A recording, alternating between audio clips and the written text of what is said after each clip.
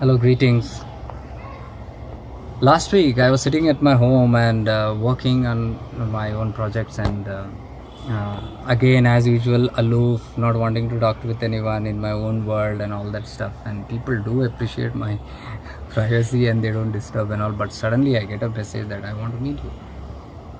Now I know that I know this person because it's an old friend of mine, and she looked very desperate and something was bothering, and it was just one or two lines, and she said, I have to meet you.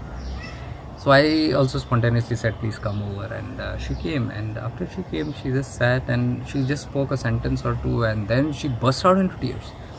And I'm like, what is this? And she didn't stop. She was going on, she was going on, she was going on, she couldn't stop, that those kind.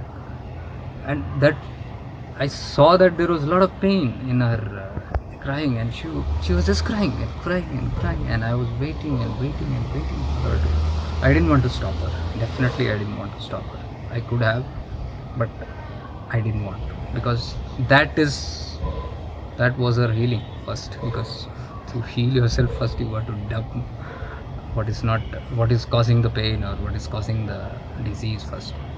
So she wanted a space to heal herself. She didn't need somebody to heal her, but she was subconsciously looking for a space where she could heal herself. She knew that she could heal herself. So at times we just need to support that. And after crying for a long time, I simply patiently waited, looking at her. And because she was constantly looking back at me also, whether she was like subconsciously thinking that this guy will stop me now, this guy will stop me. I didn't. So once she was like over with the whole thing, and she came back to her normal senses, she started telling. And she was not in a blaming mood or something like that. She was not very critical, but her deep sadness, her deep despair was, what should I do now? Everything has closed down now. I have done everything. I have done this, I have done that. I've tried this way, I've tried, but people are not happy with whatever I do. How much ever I do, they're not happy. They want more out of me. They want me to be this way. I'm doing this. I'm trying my best. I have illness. I have this, but nobody's understanding this pain. And there's so much of trauma I'm undergoing. There is no place for me to even heal myself or even think something or the other. One after the other is coming, and the traumas are too bad. One after the other. Those people bouncing. I could literally sense what she's up to, because I have been through this. Especially in relationships and be it in the family, relatives, friends, whatever these circles. Sometimes we do undergo a lot of trauma, a lot of abuse, and it happens when certain things go wrong from our side only. So I was trying to tell her now how to handle those people, not that, because we are on the path, and we on the path are never taught how to deal with people or how to handle people or control people, manipulate people or teach people. No, we always work on ourselves, and by working on ourselves we change the environment. This is what our masters taught, a super duper therapy, that is. So I told her certain things that where you can certainly take charge of your life, and not about others, but if you take care of certain things, the things that were bothering her will first stop bothering her.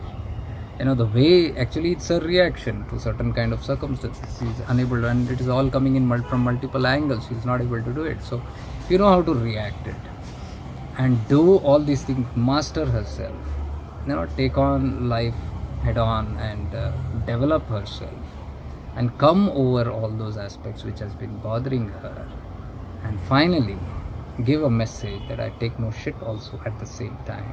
Things will be fine. That is how I've dealt with a lot of people and a lot of relationships, because your boundaries have to be set. Now in the spiritual field, we misunderstand that, if you are spiritual, you got to be very kind, you got to be very humble, you got to be very gentle.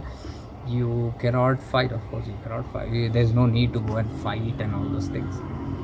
But then what happens is you turn out to be a very nice victim, because you can turn out to be a nice victim, because it is easy for people to target people who are very mean or who are very timid, we can say, whatever, in name of spirituality you say, or the name of goodness if you say, that's fine. But let me tell you one thing: if you are really spiritual, and if you're saying that you really don't want to harm, like what Lord Buddha was, somebody was spitting on his face and he was not bothered. The moment somebody spat, he used to go take a bath and come back. He used to go take a bath and come back, and went on for a number of times, and till the person got angry and said that this is not bothering, and he was like so agitated. There Lord Buddha wanted to teach that, see, the person who's trying to upset me is himself upset now. Why? Because he's trying to give me a gift which I have not accepted. So if I don't accept the gift, who will the gift remain with? It's them. So when you say, being a good person, I don't want to hurt anybody, I am this, then you should be like Lord Buddha, then it's fine.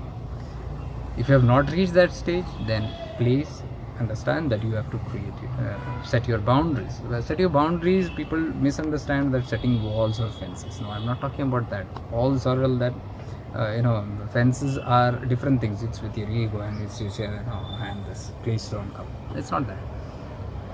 Boundaries are you directly or indirectly set up certain subtle properties around you, telling directly or indirectly to the person that, okay, this is fine, this is fine, this is fine, this is not fine. This is fine, this is okay, everything is okay, but I take no shit. Once you put it very clearly, then the botherations will stop, because people will not bother you after that. See, everything is your own want. If you want to be exploited, you will be exploited. If you want to be hurt, you will be hurt.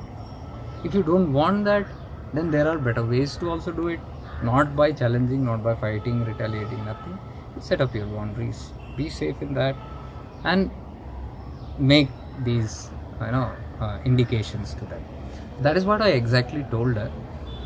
Set up little boundaries so that you have little space, because when there is a lot of toxicity coming from everywhere, and if you don't have space for it, even to work on yourself, like if I say go and work on yourself, and the moment you sit to work on yourself, there's somebody pounding on you from here, there, all the time, you cannot work on yourself. So you have to have some boundaries, you have to have some space. So create that space in a little stern manner, that's okay, but you are doing it for your own good, you are not trying to do any harm to them.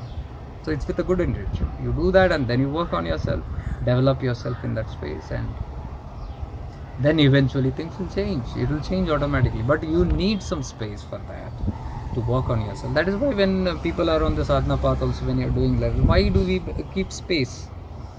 Now when I travel, I do not travel with a huge lot of people. It's not that we don't have friends. I mean, if I just put it on Facebook or something, we are going, a lot of people will come, and it's a good thing if you're going together. But then what will happen? That boundaries will not be set. Boundaries in the sense, what you have certain intention, not necessarily everybody is going to have the same kind of intensity and intentions. So whoever is going with what kind of intentions, you need to have that kind of people around who understand that. That's fine. Who do not understand, then you can clearly set boundaries. There's no harm in that, and people will respect you for that boundaries. People are not going to pounce upon you for that. So it's a way. That's the way everybody does it. Why people do? Why do people close down their rooms and do their sadhana or meditation? Why do people go into caves and do their meditation? It is for this kind of a space, because you're developing yourself, and then you come back and be in the world and do all those things. That's fine. So the space is very important, and that boundaries is very important, and that indications to toxic people. Say no to toxicity. Normally this happens because of our own life patterns, because if in the childhood you have been bullied, let's say, or harassed, or taken advantage of, or not allowed to be,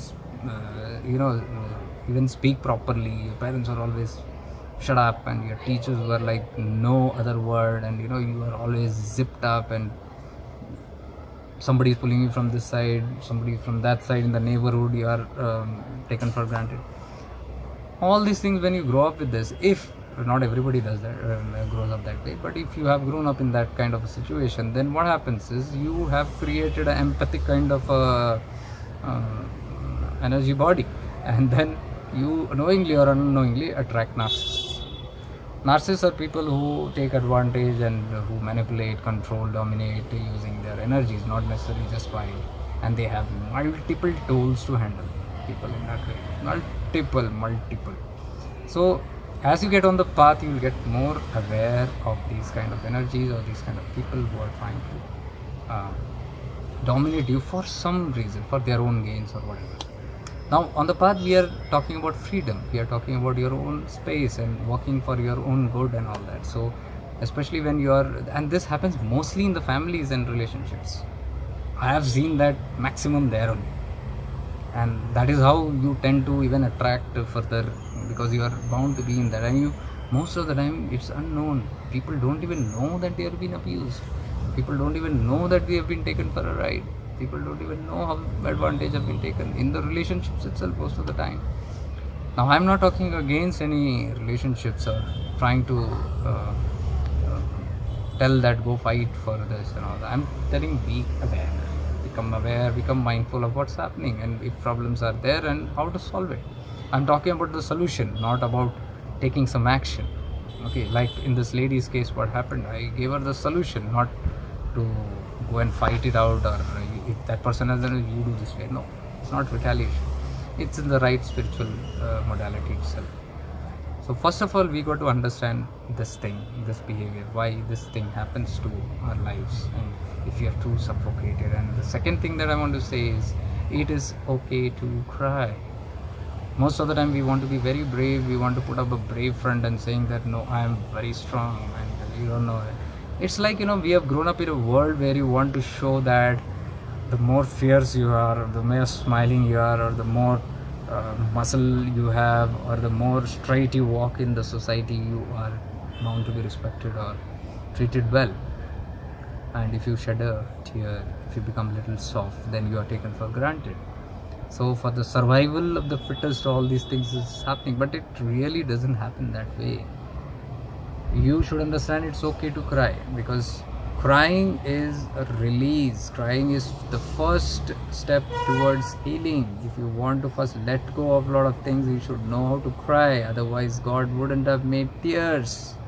As simple as that. God wouldn't have given the emotion of, oh my God, and that sobbing kind, There's a different kind of a release that happens when you cry. So it's okay to cry. I've cried so many times in my sadhana. I don't feel ashamed about it, especially in a men-dominated world where you say man doesn't cry. But I've seen most of the men weeping like anything from inside. Outside, yes, but inside they're just weeping. Because this man doesn't cry, doesn't even allow them to express their tears. Forget in people, they can't sit in the room and cry because they strongly believe, no, I'll not cry. And even girls, now they have come to that challenge. Oh, boys, we are also, hum bhi kam nahi, and then I wipe my tears and let me face the world. You do whatever you want, but inside you're not weeping, you're bleeding inside. Literally bleeding. And there will be no one to take care of these issues. You have to handle this. Let me tell you a small incident about my childhood, what happened. Not childhood, this was in my college days. I had this sinus problem all my life. And it was to just, rhinitis. I had this continuous rhinitis. Continuously, my handkerchiefs would get wet like this, all the time. It was that kind of flowing. And I went to all the doctors. My parents took me to all doctors. It didn't work. Allopathy did not work. Ayurvedic did not work. Homeopathy finally was put on many years. It did not work. And I remember that day when it was one day, the symptom was so strong that from morning my head was paining. It was continuously draining, rhinitis. Rhinorrhea it is called in the medical terminology. So I went to this homeopathic doctor of mine and he gave me a dose and he said, I'm increasing the dose and this will be okay. But when I took that dose, I saw that it multiplied. I don't know what was happening. I called him, he said, no, this should heal you. I don't know what's going wrong. So I just threw that medication and I was like fed up with all this stuff. I was thinking now what to do, where to go, whom to tell. This was much before me meeting my master or even understanding spirituality. And I remember I was sitting in my room and I started Googling on this. What to do, a desperate person? No doctors are able to help. And what will a person do? So I started Googling, and after Googling, it was divine. I just bumped into one site, which was giving a very clear meaning of why certain illness happen in here, or why some symptoms happen. There is some psychological or some emotional background to it, or some thought pattern to it, which is creating that. So it was very interesting, and I went on working on that and looking into that, and finally the tears thing also came in. It very clearly was stating, it was not Lucy, it was somebody else only, but very profound person he was. I don't remember who it was.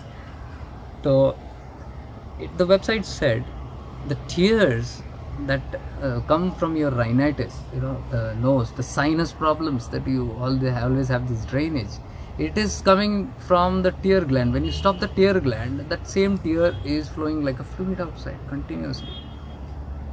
So it said there is some reflection too. If you don't allow this drainage, because this also is a kind of drainage that has to let out the unwanted stuff. So if you don't allow that to go, it will flow from somewhere else. It made damn sense to me. So I was thinking, what is that? And it said it is all suppressed emotion. There is something that you're not crying out.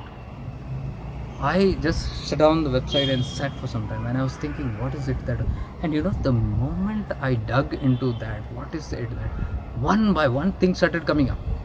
The emotions of crying, I don't know for what also. There was no crystal clear picture, and you won't believe, in the next 10 minutes, I burst into tears, and I just closed the door. I didn't know what to do. I took my kerchief, I took my pillow, there was nobody here. I was crying, and for one almost close to 1 hour, 15 minutes or something, I was only crying, weeping and weeping and weeping. I don't know for what. And after that, everything, I just wiped my tear. I said, oh my God, what was this? I said, this triggered something. I don't know what it is. I didn't understand those days. Kuch zyada knowledge nahi tha iske baare. So after that, I just forgot about it. But let me tell you one thing, my dear ones. After that day till today, the sinus problem just vanished. I don't have rhinitis after that. It's a true thing, I'm telling you. That's the power of crying. If you don't cry, if you suppress your emotions, please understand it will come out in the form of some other disease, some other problem, some other issues in life. Definitely. This is what we call self-work. When we say working on the self, when we call sadhana, you got to be aware of all these things. When you're working simultaneously, do that practice at the same time. Be aware of all these things. Where you have to cry, please cry. Don't go by the worldly standards. Don't go by what the world teaches you or what the society has taught you. You got to shed all those kind of old beliefs. These are all old conditions and old beliefs and old systems. It doesn't work. So you got to adapt to these new things, and when you do that, you get very easily, you are able to grow out of certain things or find solutions. Till then, you will not find solutions. You will be only hunting here and there for external. So she had come in for that reason, to hunt out some external reason, telling that I will say go meet your lawyer or something, or go meet your Gunda friends or something. We are not that kind of people to advise. So this what we have learned. I told her these things, and I said, it's okay, you cried, it's lovely. So she was saying, you don't know how much I cry. And I said, don't please put all those bravery things in front of me. Medal dena hai kya tumko, ro rahe ho to, kitna roti ho. So big deal, you're doing good to yourself. What are you so proud of that you're crying?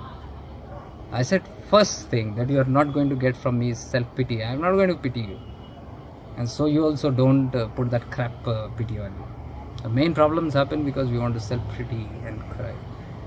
That self-pity and crying will not have the awareness even while you are crying. Oh my God, this is so beautiful. Then you will not feel that kind of self-pity. That is the true crying. When you cry, you should feel relaxed, and you should be able to laugh through that. There are so many times, even now, if I feel like crying, I cry. And while I'm crying, it's a very mature kind of a cry. Okay, I'm saying I can laugh through the cry also, because I know some dirty shit is going out. Let it go. That's how you do. So this example was something very profound about crying. To cry or not, it's okay to cry.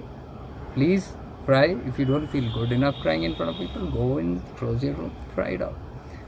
Bring out all the things one by one which is bothering you, which you have not cried till now, or people have not allowed you to cry. My father used to never allow me to cry. He used to beat me first, and if you get a whack with wire, electric wire. You see on your thighs how you're going to get it, and full swing. How painful it is. Stings. I used to get marks for days to get. And when that 1 or 2 whacks I used to get, I used to start crying. And the third whack used to come, don't cry. You imagine the situation of a child who is being beaten and who's paining, and out of pain is crying, and then you are giving him more pain not to cry.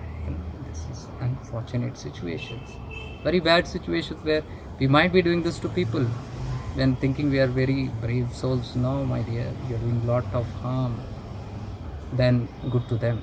This is not parenting, this is not conditioning, this is not so I'm giving a message from my own life examples, so that it appeal to you. And if some certain things like this are happening, please don't tolerate it in any way. And if you have been through that phases where you have been undergone all these things, at least now have the maturity to grow up and come out of all these things. Be brave on that part. Be brave on your own part. Work on yourself, not on anybody else. Because if you work on anybody else, nobody will have the power to do anything to you. As simple as that. So, to cry or not to cry is today's subject, and at the same time how to release certain unwanted emotions and how to become more stronger from within, working on oneself. This is what I want to focus on my website, theconscious.space, and all the groups associated with that social media. This is what I especially want to convey and to the world, to anybody who's following any path. But if you are under these kind of stuff undergoing, please know that you are not alone. There are a lot of people who are going through it, who have been through it, and we are there to support you. So may God's light, divine light, be always with you, shining with you. Stay blessed, stay cheerful, stay happy, motivate people and help people in all the ways. If you find this video helpful, and if you feel that somebody should be hearing this, please share it with them. I don't mind about the publicity part, but who needs it, please give it there. And your comments are welcome if it is helping you. If it is not helping you, your feedbacks, whatever, please do share the light and love. May you be blessed. Bye.